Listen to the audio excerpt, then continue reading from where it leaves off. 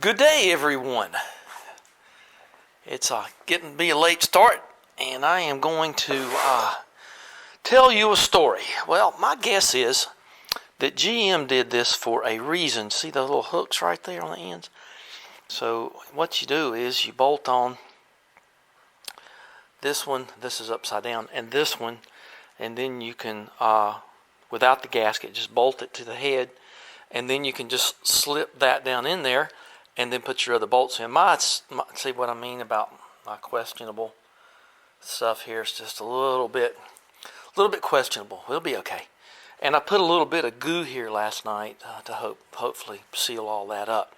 So, but my guess is this was a factory thing. The exhaust system was probably in it, and this is to hook it on there. They didn't do this for you. They did this for them. And nobody expected this car to last past 1970, I'm sure. So I've got everything ready. I've got a coil. There's my goo that came with the TR4 exhaust system.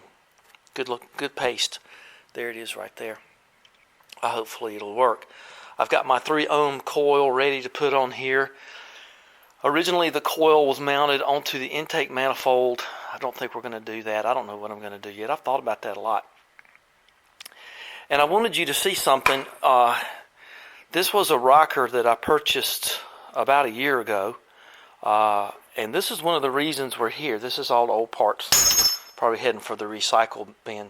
But that right there, that hole right there is not good. That's not a good one there. That's where the push rods were wearing through that. So there's a reason she went to blues. I just wanted to say that. And let's see, what else have we got? Oh, I was going to show you this. This is a Cantor sparking wire, and it's solid, I think. Yeah, you can tell in there it's got wire in it. And isn't that beautiful woven, the yellow, black, and red? And I'm only going to use that on the coil wire. I used most of that on a Studebaker that I had, but I had little remnants of it, and I like looking at it now and then. So we are going to see about what we're going to do here. We do have, I might take this power steering pump and let it float down. I've got this Edelbrock pump here. Give myself some clearance to get in here and hook all that up. Not easy on this side. You got your starter, your power steering pump, all kinds of stuff in the way, and your power steering box and your steering box and your rag joints and all the other stuff. So today, oops, I keep hitting that with my head. Yeah, I guess it's time to push the old gantry back. I don't know. So I got my list for today, and let's see. I'm going to reset this table into something that a little bit more useful. Get the tools off of it, put stuff away, and just get her ready to go. Now, some of the hardware that I need isn't here. It's over there. So I will probably not hook up the air conditioner compressor and all that other stuff. I'm just going to do the alternator water pump into the pulley down there. And I don't even need power steering to break it in, but we'll see how it works. I actually don't remember. I'd given anything to have my old stuff, but not as much as they were asking. I got to do that. I'm going to work a little bit on Daphne today. She probably needs a brake fluid change, and I'll probably go ahead and do that. Yeah, coat rods, no. So I put those connecting rods in there last night, the carburetor rods. I looked them up in the book. They're kind of described therein. Change the fluid in not only Daphne, but also in this car. And I use this stuff right here. And that's all I use. Unless you bring something in a plastic container, then that's up to you. So I've kind of got to get some of my British car stuff in order before long, and so we're going to do that too. But let's clean this up. Some of you may have never seen this before, but Daphne's in some respects very original. She has her. I replaced it, but with the original replacement of the brake master. So you say, oh, you're going to drain the brake master. Well, what are you doing here? Well, I'll tell you what I'm doing here. Some of you may already know. But in the 50s, they had a really unique way of making sure you get plenty of dirt down in your master cylinder. Master cylinder in this case is right here. It's underneath your feet, and that was the case for most things. I'm going to just leave that lamp out, and I've seen people put these in vices, but believe it or not, this is a phenolic kind of a lid. Let's take a look in there. I'm pretty good about changing this. I can see the bottom of that, but that don't matter to me. I'm going to change it anyway. And you can tell there's a little bit of wear on the brakes because of the fact that the fluid is down. But I did the brakes on this not too terribly long ago. So here we go. Here's my go get 'em stick right there. And you turn this on. Oh, you can see all the dye where I pull the oil out of stuff. Oh, she's looped around terribly, isn't she? Well, let's try to do that with one hand, okay? So all I do is, oh, there it goes. And that's it. It doesn't take long to do this, and you get the moisture-ridden gunk out of there. And so I'm gonna get this, and I really don't care if I spill a little bit of this. It's better than using a funnel and bringing the dirt in, and she's gonna overflow anyway. So, but you can tell now she's dry, and ooh, let's blow that off. Yeah. You know, one of these days I'm going to have to get a dedicated workshop for just woodworking. So let's, wish I had one of my sticky lamps here. But I'll see it overflowing. It won't be a bunch of a problem. And you just can't worry too much.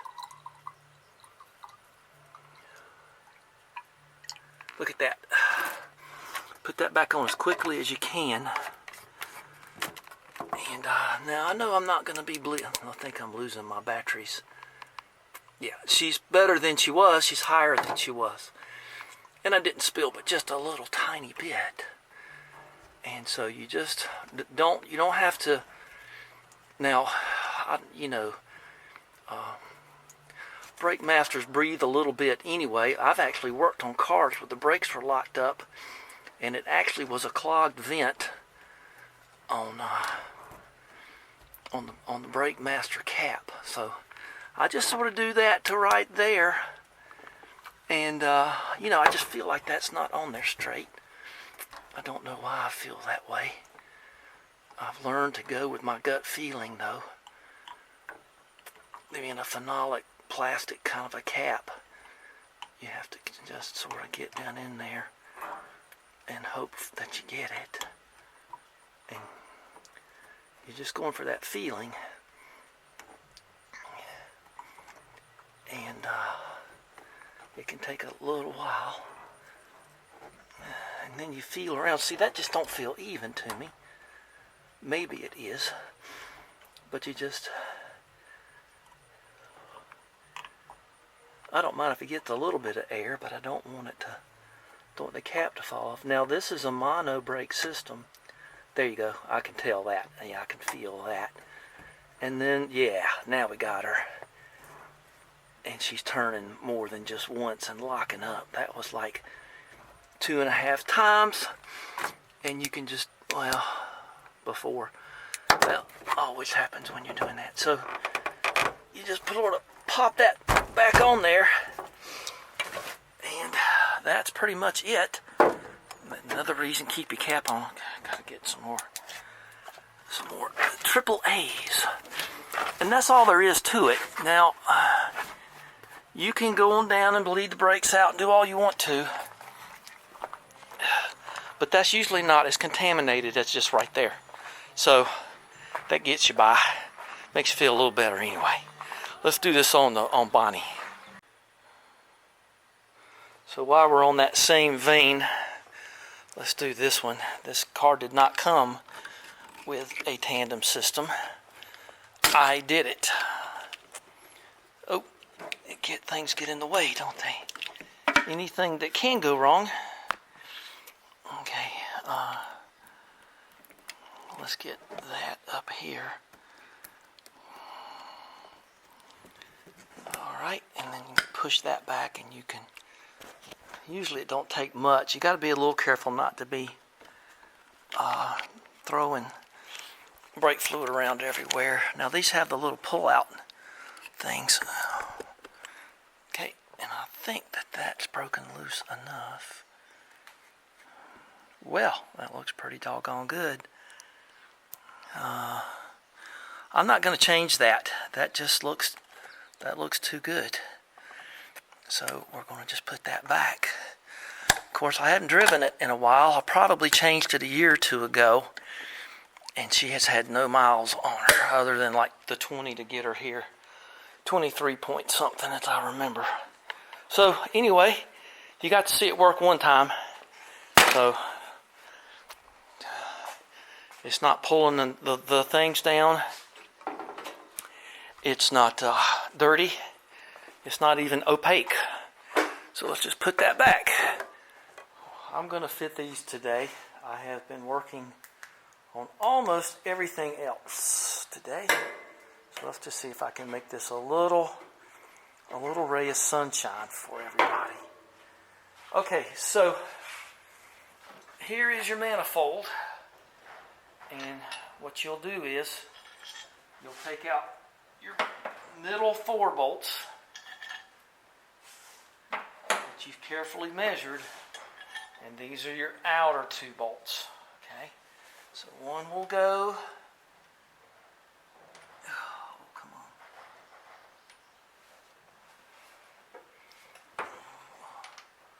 on. Okay, one will go here.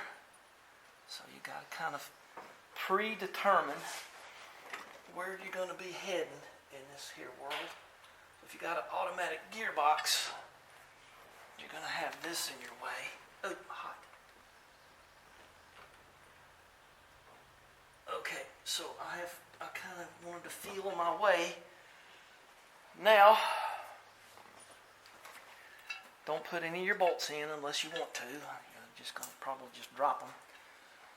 And then, as carefully as you know how to, and don't drop this because it's cast iron. It could just fracture into a million pieces. And then, you're going to hope to get it past everything and right there. Okay? I don't know why I'm doing this today. It's supposed to be much cooler in a couple of days, but I can't. I like getting something done every day. So, since you know about where that was,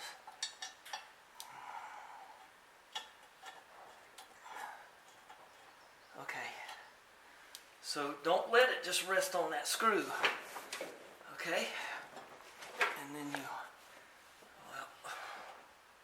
well good, it's resting on the oil filter housing. Okay, this ought to line up for you. So you can use the manifold to line yourself up here. So I'm going to let that go. Now this says Ultra Seal, so I don't think you need to put anything else on it. And remember, these don't tighten up. Now see, they'll just hook in there. I don't think there's a front and a back. Why would there be?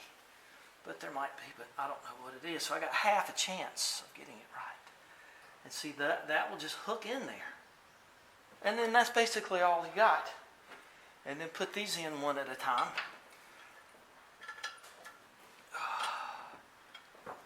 You may have to give her a little bit of rocking and rolling.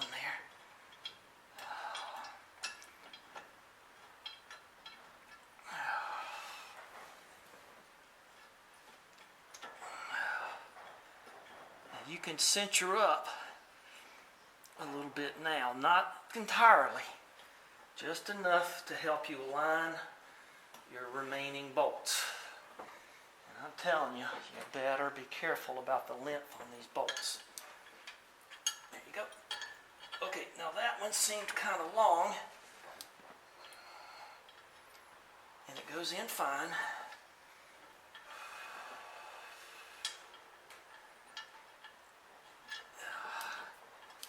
It's quiet outside. That's generally not a good thing. That generally will mean that we're about in for a storm. Okay, 4 down, 2 to go.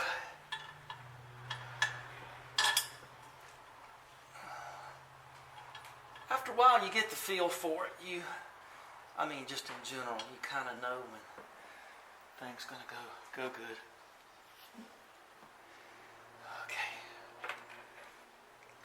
My belief is that this wire here is the original oil light wire, so I'll have to figure out some way to earth that thing. All right, and here's the last one. Okay, so now what you want to do is you want to get a lightweight something. You do not want to over tighten these. So this gear wrench thing is nice, and this kind of made for something like this. See what I mean?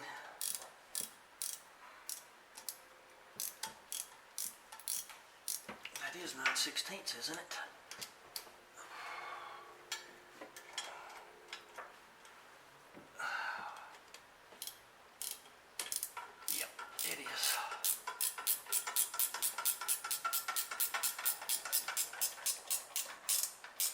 Now, the odds of you getting a torque wrench on this are, let's say, close to 0. You might get it on a couple of them, but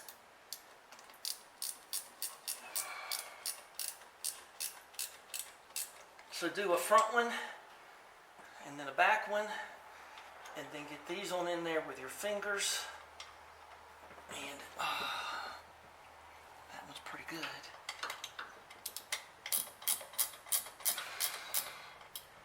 And we hopefully will not hear any popping noises from this. Exhaust manifold torque on this car is 20 to 35. Believe it or not, you can probably get 20 pounds on this thing.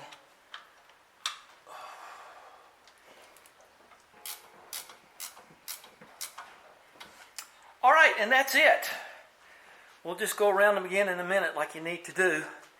And I haven't got the other one in, but I'll swing over to the other side here, put that in and show you. Oh, let's just take it off. Ooh. So nothing there yet, but I'll get something there in a minute. Let's see if we can get that going. And so I've got the left bank on.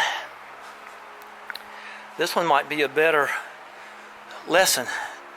So, see, she's just sort of cracked loose right here. She's just in there with a couple of threads on the very front one and very back one. And if you just look at this, she just falls into place. And then that's just put there, the bolts in, tighten up. So, you know what? I never thought about it. That's kind of a heat shield right there, isn't it? I had these going individually. Huh. Well, that's a good idea. Okay, kind of a heat shield. Digging it. Yeah, I'm going to give up on some stuff. Just let that stay there. All right, well, I don't know what I'm going to do next. I don't think much. See my table? It's been cleaned up. Everything's been cleaned out around here. I can walk around, move, and do things. I swept up and cleaned up and got all the pigs out of here. So, ready to go upstairs. So, pretty soon, this table's going to be all but empty, and except for air conditioning stuff. That will do it for today. And everything's in, except I got to crawl under it and bolt them up, and then we can start on the upper half and start hanging stuff over here. Won't that be fun? And, you know, I was sort of wondering, yeah, that's pretty deep inset. I'll have to see about the belts here a little later. I was kind of wondering, oh, I got a pull tie right there. That right there came off, and that's a dead short, ready to happen. So this is this thing.